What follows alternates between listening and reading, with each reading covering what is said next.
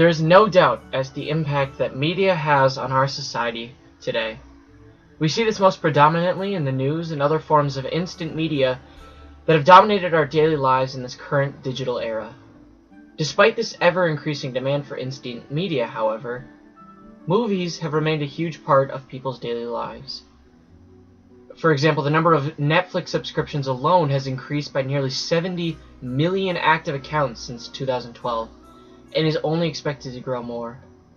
With this relatively new form of media slowly overtaking the older cable and traditional movie settings, many companies have actually struggled to change. Despite this, however, one thing has remained constant: the actual content, the movies.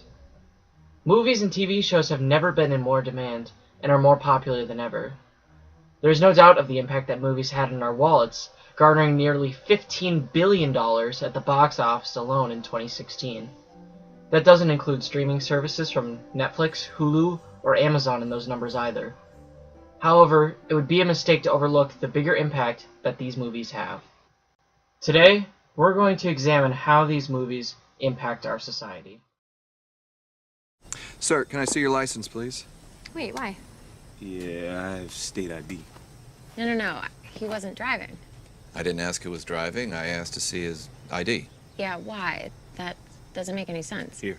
You don't have to give him your ID because you haven't done anything wrong. Baby, it's okay. Come on. Anytime there is an incident, we have every right to That's ask. bull. Ma'am,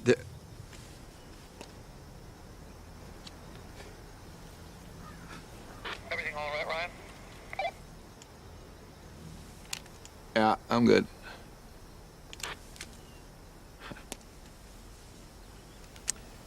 Get that headlight fixed. And that mirror. Thank you, officer. So how long has this been going on, this thing? Get Out was directed, written, and produced by Jordan Peele of the comedy duo Key and Peele. It was his first film. It has become a very popular and influential film in the last 5 months. You might think that race is a new topic for Mr. Peele, but several of his skits with his friend Keegan-Michael Key of Key and Peele have dealt with this topic, including this one here. You might think that the idea for Get Out is a new one, but that is quite far from the truth. The 1975 horror flick The Stepford Wives, directed by Brian Forbes, involves husbands turning their wives into robots so that they will act perfect to the husband's specifications. You might be able to see the similarities between Get Out and The Stepford Wives. Peele's movie comes out at an opportune time, as the light on racism and race relations has grown bigger in the last several years, culminating lately with the Black Lives Matter movement. Get Out tries to illustrate to the audience the daily anxieties and troubles a black person goes through. Quite frankly, the interaction between Chris in Get Out and several other white people in the movie can be just downright awkward. This awkwardness is not lost on the audience. Jordan Peele didn't go after the stereotypical racist white folk. There are no neo-Nazis, Klansmen, or white supremacists in Get Out, but instead individuals who claim to admire everything about being black. Is this racist in itself, or how do you classify that obsession? Peele shows us that it is not the loud public racism we need to worry about, but the deeply seated fundamental racism in our society that so many try to pretend doesn't exist. There are mostly two schools of thought when it comes to Get Out. Either you love it or you hate it. However you feel about it, you can't deny that it has started a conversation. A conversation that is deeply needed in America if we are to be the great country we claim to be.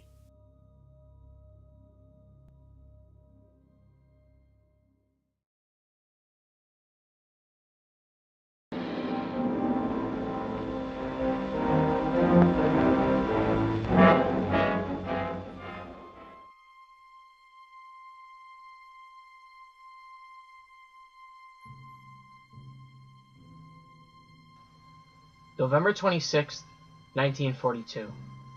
World War II was in full swing, and the United States had joined the war just the previous year. The world was poised for monumental change, yet nobody knew quite how things would turn out. Japan and the US battled in the Pacific, while Germany occupied France. It was under this world tension that the film Casablanca was released.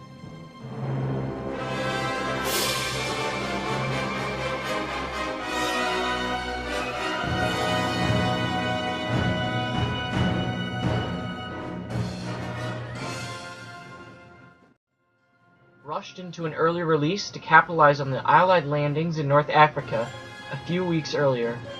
Casablanca was released to the general public on January 23, 1943, to generally mild reviews.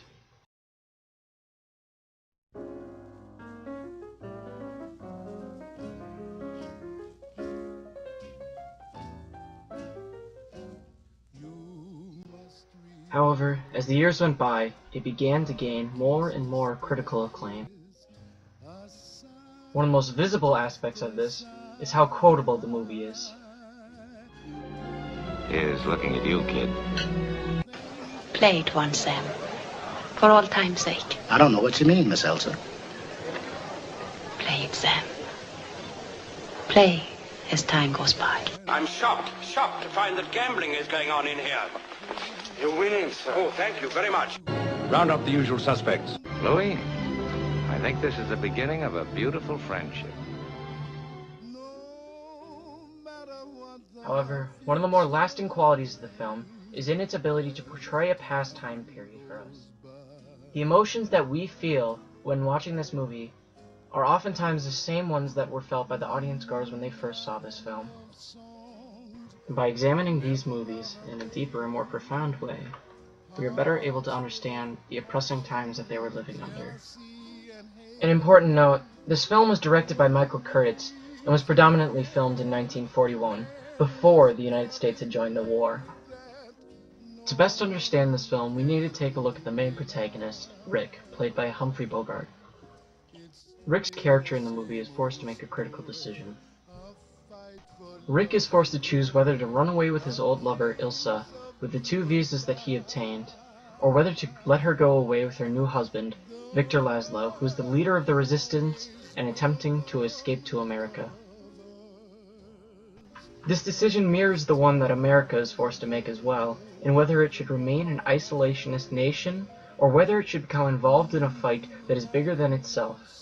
Ultimately, Rick and the United States make the same decision, opting to fight for a higher ideal. Of course, there are many more symbols and connectors in this film, but ultimately, it is all films that are able to connect us like this, not just Casablanca. However, the difference in acclaim between Casablanca and other films is in the lasting impact that the film has on the viewer. Get Out and Casablanca are 2 shining examples of how our society influences the way these movies are made, and how they critique our society. However, remember that it isn't just these 2 movies that can shape the way you look at society, but any movie that you see. So the next time that you're watching The Breakfast Club, or settling into your chair at the AMC to watch Thor Ragnarok, just take a second to think about what these filmmakers could try to be saying about you.